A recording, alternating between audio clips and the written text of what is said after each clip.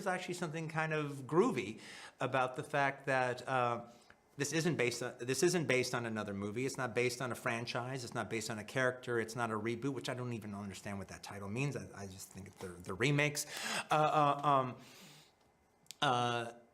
I'm always proud of the fact that I write my scripts from scratch. And one of the things that I like the most, and sitting here now, going around the world, is that I know that there was a day at one time that I sat at a table in front of a blank piece of paper, and none of this existed at all. And until I started filling out that blank piece of paper, this never would have existed.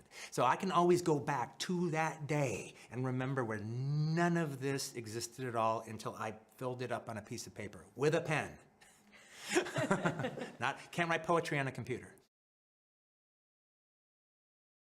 I just don't think anything compares to the community experience you have when you go to a cinema, when you're sitting amongst fellow unexpecting audiences all about to experience something together at the same time. And it heightens your experience to hear people laugh next to you and giggle and gasp and bob their heads to the music. It's just, it heightens it so much. You're never going to have that experience at home quite in the same way if you're on your own, I don't think. Also the fact that it's shot on screen and it's projected on screen. It's shot on film and projected in a cinema. It's a truly cinematic experience. And I know it because I was fortunate enough to see it in person, but these sets aren't added in post. This isn't a CGI feel. There was no green screen. There was no, we'll make it look like 1969 later. Just use your imagination for now. I was there, I got to see it, and I'm telling you, when you sit there, you can feel that. You can feel the authenticity.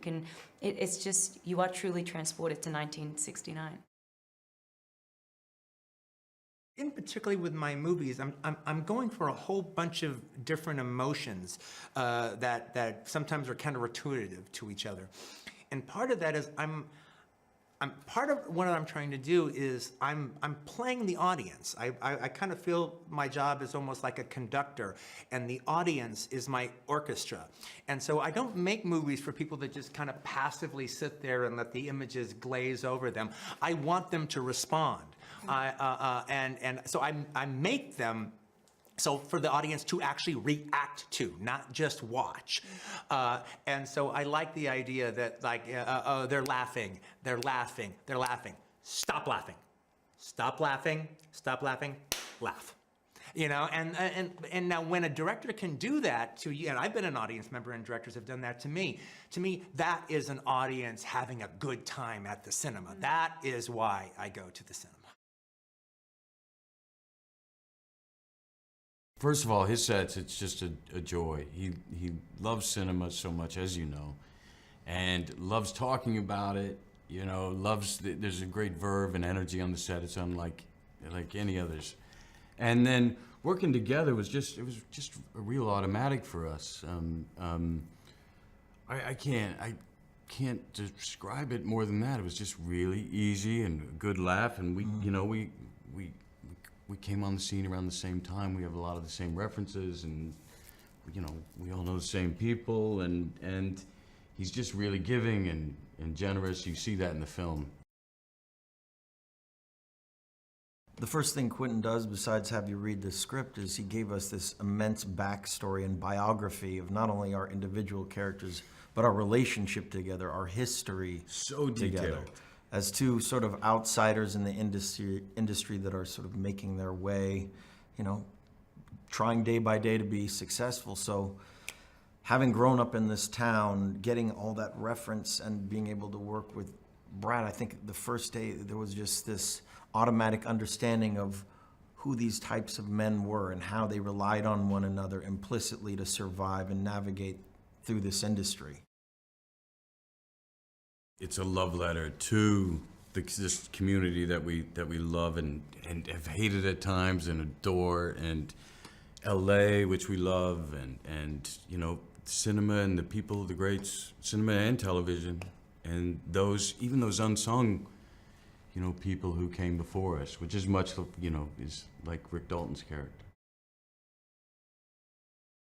What's unique about this movie is it's a slice of life. It's a day in the life of all of these people, the people that are within and without, and certainly the undercurrent of the Manson girls and how that really changed America and culture forever. I mean, that 1969 was not just a seminal year as far as changing cinematic history, but the world. I mean, so many radical movements and things were happening during that time period.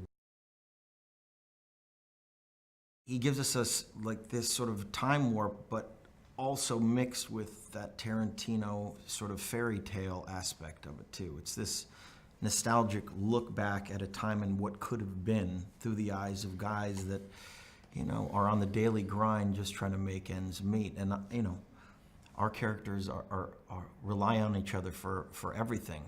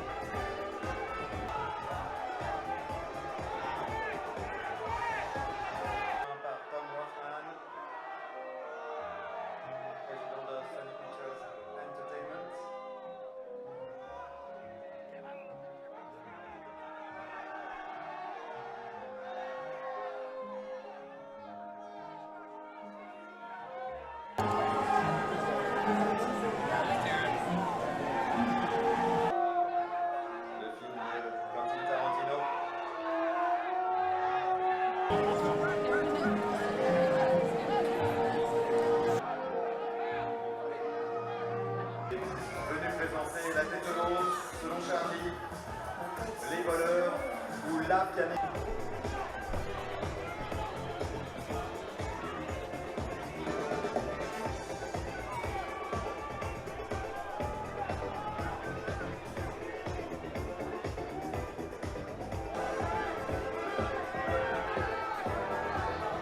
De Once Upon a Time in Hollywood, le nouveau film de Quentin Tarantino. Un triomphe avec nous, Leonardo DiCaprio.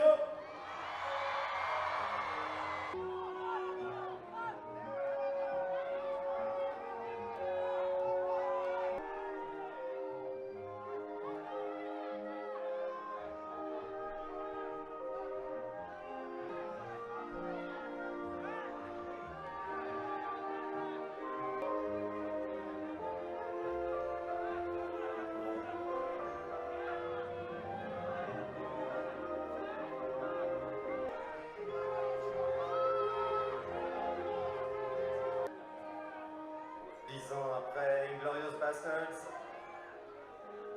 Quentin Tarantino revient à Cannes en compétition. Et qui a, vous le savez, remporté l'Oscar.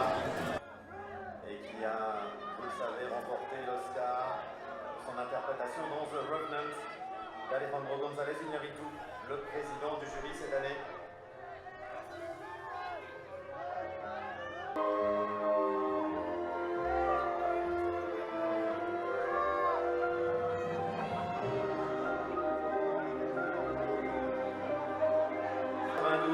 Avec Reservoir Dogs.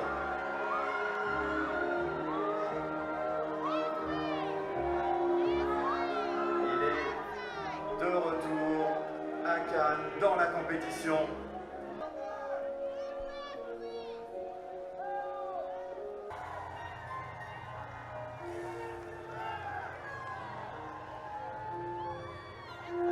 Quentin Tarantino qui lance un Viva el Cinéma.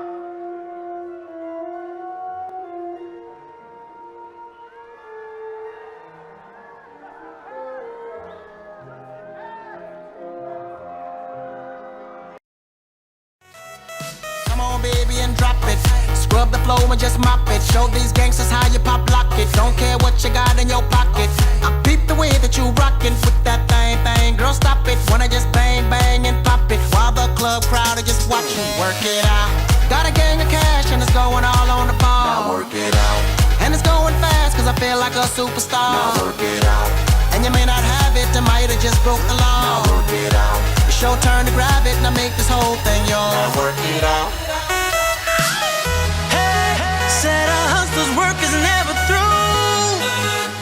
We making it cause we making moves. The only thing we know how to do. Said it's the only thing we know how to do. Work hard, play hard, work hard, play hard. We work hard, play hard, keep partying like it's your job. Work hard, play hard, work hard, play hard. We work hard, play hard, keep partying like it's your job.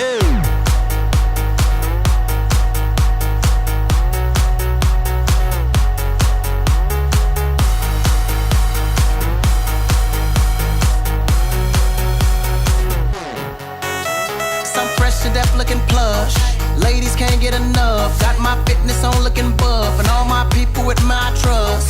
Holding down for my city. If they're asking you, I'm not guilty. Only thing that I'm guilty of is making you rock with me. Work it out. Got a gang of cash and it's going all on the ball. Now work it out. And it's going fast cause I feel like a superstar. Now work it out. And you may not have it, I might have just broke the law. Now work it out. It's your turn to grab it and I make this whole thing yours. Now work it out. Said our hustlers' work is never through. We making it cause we making moves. The only thing we know how to do. Said it's the only thing we know how to do. Work hard, play hard, work hard.